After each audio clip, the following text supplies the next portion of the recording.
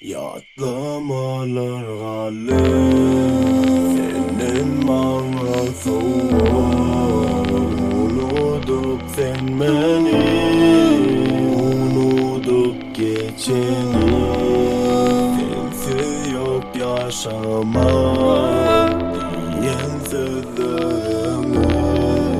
Yadla o tüm seni, edip düzüm bunu. Yatlamalar hali senin bana soğuk. Unutup sen beni, unutup geçeni. Sensiz yaşamam diyen sözlerimi. Yadla o tüm seni, edip düzüm bunu.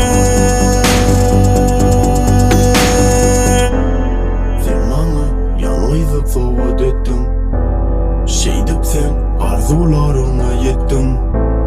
Git yönü kapını kaydıp açma. Senden hayır şey diyemeyeceğim bilen.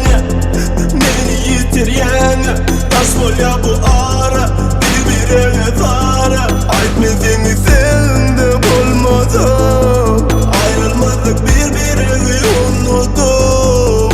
Sen bana düşünmeyen beni kıyınan yan. Sen anlayıma yazıklığımı da bilmeyen. Her demimde Allah'tan dileyen seni, unutup gitmersin beni.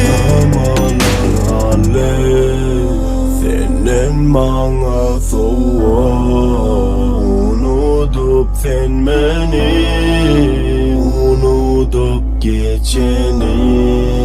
Sensiz yok yaşamak diyen sözler.